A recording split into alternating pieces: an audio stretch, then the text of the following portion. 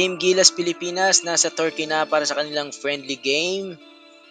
Latvia, formidable team pa rin na team to beat kahit wala nga itong si Kristaps Porzingis.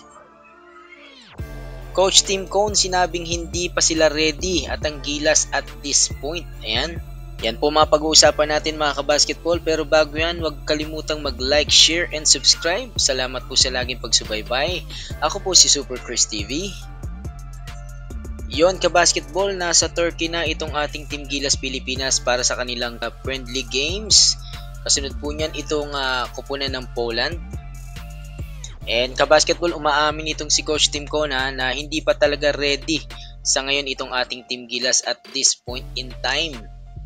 Ito nga yung eksaktong sinabi niya dito sa isang article, we are not ready, no? That's why we are still practicing and playing friendlies so we could get ready. So I hope to see improvement. I hope to see us get better on both sides of the ball. Ayan. So yun yung assessment nitong si Coach Tim Cone sa kanyang team, and hopefully magawa ng adjustment at may correct yung mga bad habits at yung mga opportunities nila mga kabasketball. So yun naman talaga yung purpose ng friendly game, to gauge Gilas capabilities and to check opportunities so we can improve it. And after 8 years kabasketball, makakalaban uli natin itong Turkey sa isang friendly game. So tinalo nila tayo dyan ng 2 beses. Dati no first game natalo tayo by 35 points. Ang score dyan is 103-68. Then yung sumunod na game ay 84-76. Ayan.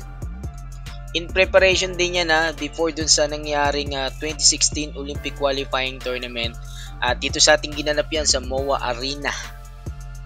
That time kabasketball, yung Gilas nasa bracket B. Kasama natin dyan yung New Zealand at France para sa OQT Manila. Nagpunta yung ating Team Gilas Pilipinas dyan as part of preparation pa rin mga kabasketball dito sa mangyayaring laban sa qualifiers against Latvia and Georgia. Ayan. Speaking of Latvia, mga kabasketball, team to beat pa rin itong kupunan ng Latvia at ipapadala nila dito yung mga best players nila para sa OQT. So gaano nga ba kagaling itong Latvia mga kabasketball? So tignan natin So in recent tournaments, ito yung mga laban nila. Tinalo nila itong Lebanon sa score na 109-70. Yung Lithuania 98-63. Yung Brazil 104-84. Italy 87-82. France na merong Rudy Gobert, so 88-86. So ang tanging talo lamang nila mga kabasketball ay dito sa defending champion na Germany sa score na 81-79, at yung Canada na merong 7 NBA players sa score na 101-75. And then itong Latvia finished the World Cup ranked number 2 in 3-point shooting at 42.1% and number 3 in overall field goals makes at 51.4% mga kabasketball. At meron pa yung 24.4 assists per game. Ayun sa 8 games nila yan mga kabasketball.